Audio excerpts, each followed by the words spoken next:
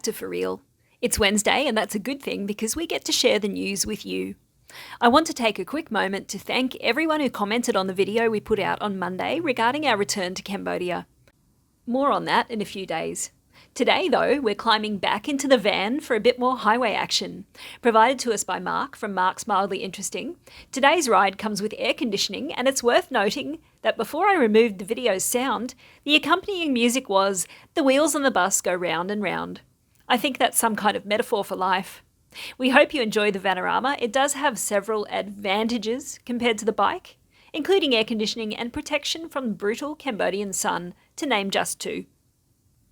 Here at For Real, we're monetised, have been now for about 18 months. We donate our income from YouTube to charities in Cambodia, and here is the total we have donated so far. Wherever you're watching from, thank you for being here. If you haven't subscribed, please consider doing so. Your support really does make a difference.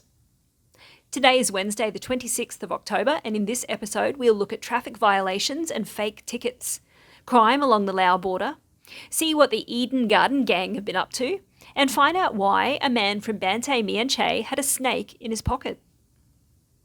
Well, Cambodia is hosting two significant events in November, the ASEAN Summit and the return of Jeremy and myself.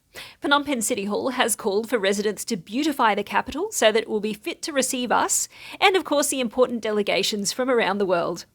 The governor said it is a great honour for Cambodia to be able to organise such large international meetings, which will occur on November the 10th and the 13th. People are being urged, especially those living along the main streets, to give their houses a facelift by thoroughly cleaning and decorating them. Also, people should be extremely careful in handling their garbage on the days of the ASEAN Summit. Well, hopefully this could be an everyday occurrence. Other suggestions included putting a flagpole in front of your house and flying the Cambodian flag to reflect pride in the country. And owners of empty lots or running construction sites are encouraged to conceal their land and construction sites with fences. We really appreciate any efforts that people go to make their houses look beautiful for our return. Prime Minister Hun Sen has announced $140 million to build new roads at the Peak Sneng development area of Angkor Thom district in Siem Reap province. The 101 kilometres of roadworks were announced as part of the infrastructure development in the area. The Prime Minister was speaking at an event with some 3,200 families who have volunteered to move out of the Angkor Park area to Peak Sneng development area in Siem Reap. Mark from Mark's Mildly Interesting recently made a video showing the structures that have been built inside the archaeological park. We do recommend you watch that video just to see how many people are living there and to see what their standard of living is like. So all of those people that he featured in that video, all of those houses, will need to move as a result of this development. The government has also pledged more infrastructure development in the area, including roads, hospitals, schools and a market. This is the new area where they're moving people to. The government has stated that it will pay greater attention to the new village and it will not leave anyone behind after they have moved from the Angkor area. Hopefully this can be done in a mutually beneficial way, as some of these families have been inside the Angkor Park for over 30 years. Even if you're not filming a ride for our news motto, filming your rides might actually be a good idea. Phnom Penh Municipal Police spokesman has encouraged motorists to file a complaint with accompanying video footage if citizens believe that traffic police are imposing fines incorrectly. These comments come after recent videos shared on social media that appear to show some traffic police acting in an improper manner. This must be an isolated instance. The police spokesperson thanked the people who presented the footage as it makes it easier for the Phnom Penh Municipal Police to take action. And they have. The chief of Phnom Penh Municipal Police yesterday suspended those people for 3 months and lowered the ranks of the 4 traffic cops who fined a motorist without valid reason or a receipt. That happened to us in Phnom Penh. A spokesman for the Phnom Penh Municipal Police said that the 4 traffic police officers have acknowledged their mistake and they are required to appear at the personnel office every day during the suspension period. Cham Kar Mon District Police Deputy Chief said the 4 officers fined the motorist $25 for running a red light. The woman challenged the fine, claiming that she drove when the signal light was green and it turned red while she was crossing. But the 4 traffic police officers insisted she had violated the traffic law. Eventually, the woman agreed to pay the fine as she was in a hurry. The police officers did not issue her a receipt for the fine after receiving the money. The next day, though, the woman posted a video on her Facebook account as evidence to prove she had driven when the green light was on and described how the traffic police fined her. 8 teenagers got a free haircut courtesy of the Phnom Penh police last week after they were arrested for their part in a machete attack. The group of 13 gangsters riding 5 motorbikes went to Eden Garden. When they arrived at the garden building, they were confronted by a group of 8 motorcyclists. In the ensuing confrontation, a 19-year-old boy was stabbed in the arm and head, causing him serious injuries. Sharp-eyed police have confiscated 24 kilograms of illegal bushmeat. This is part of a crackdown on wildlife trafficking in Ratnakiri province. Police seized 24 kilos of meat, including 14 kilograms of wild boar. It makes you wonder what the other 10 kilos was. There has been an outbreak of cross-border crime at the Lao-Cambodian border. The illegal activities include Chinese nationals border hopping to Laos, cement smuggling from Laos to Cambodia, and the smuggling of cigarettes across the border. According to the report, the illegal activities of traders importing goods from Laos into Cambodia had not been cracked down on by local authorities. Hopefully these people can be smoked out, and a concrete case can be made against them. People near the Dumex market in Phnom Penh woke up to gunshots in the early hours of the morning, which were allegedly carried out by a lovelorn youth. But I'm still unsure how anyone came to this conclusion. According to witnesses, a group of suspects arrived in 2 white Fords and a black Alphard car, aka the ugliest van in the world. 10 shots were fired at the building, damaging its glass doors and other parts, maybe in a love heart shape. This is where it gets very strange, though. The gunmen then proceeded to drop leaflets carrying a message in Chinese, Vietnamese, and Khmer that read, "Beware of the road."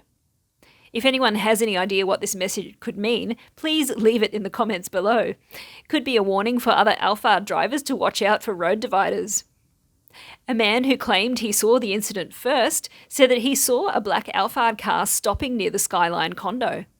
A moment later, a man arrived in another luxury car who he cannot identify as a foreigner or a Cambodian, got out of it, scattered leaflets and photos, and then fired several shots before fleeing the scene.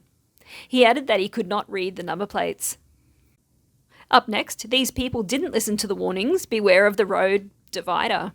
A drunk driver had an intimate encounter with a road barrier in Phnom Penh.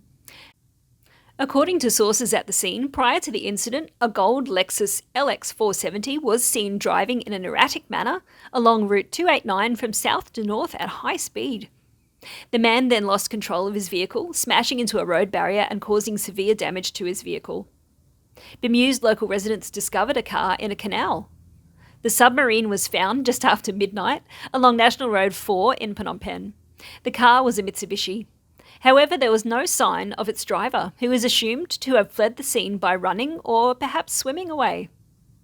These next people also found themselves in hot water and trash. 2 men were seriously injured when 3 foreigners who were discovered to be carrying a gun and illegal drugs smashed into their home. The incident happened in Prayang Commune in Bavat City of Svay Rieng Province. According to the Bavat City Police, a white Ford Ranger car driving at high speeds crashed first into a garbage truck, then into a villager's house. When police searched the men, they found a Glock pistol as well as a bag of methamphetamine. But it got worse for the men. The house they crashed into was owned by the village chief. Today's Only in Cambodia is the story of the beaten pocket snake. A no-nonsense young man from Banteay Meanchey province didn't let getting bitten by a snake throw him off his stride, as he promptly beat the snake to death and then calmly went to hospital. The 18-year-old man was bitten by the venomous reptile while clearing out a chicken coop. Although obviously shocked by the bite and maybe slightly dying, he calmly beat the snake to death and put it in his pocket. He then went to the local hospital where he is on the way to a full recovery. The former chief of the commune commented that the young man's strength and good health had enabled him to combat any adverse effects from the bite. In the surrounding 9 districts in Banteay Meanchey province, the number of victims of snake bites has increased from 70 to more than 200 people per year. This is said to be due to the high amount of rain and flooding, with snakes seeking higher ground. Also, please be careful and don't beat your pocket snake. Let's now finish off on a good news story which is made even more special as we know these guys. We love Pom Bar and Restaurant in Siem Reap and highly recommend it. It was cheers all round when the boys at Siem Reap's Pom Brew House and Kitchen celebrated their win in Phnom Penh with one of their craft beers taking out the People's Choice Award at the Himawari Hotel Apartments Brew Brathen Craft Beer Tasting and Competition this month with their New England Hazy IPA. Winning the award was also a significant sign that the big gamble Oliver and his business partner took at the beginning of the year, converting a hostel into a brewery and restaurant, has paid off. All Pom Brewhouse craft beers are draft beers in kegs, and the number and style of beers in the range are mostly flexible. Pom Brewhouse beers are only available in Siem Reap because, according to Oliver, we are a small setup, so for now we just supply ourselves and sell only in-house here in Siem Reap, but soon the beers will be available at our other venue in Battambang. So when you next visit Siem Reap, please make sure you go to Pom and check out their craft beer in the beautiful garden bar. P.S. They're not a sponsor of this video, just really nice people. That brings us to the end of this week's news. You're now up to date with the most important events in the kingdom. Thank you so much for watching, and thank you to Mark and Kanal from Mark's Mildly Interesting for providing today's Vanorama. Take care, have a great week, and we'll see you very soon.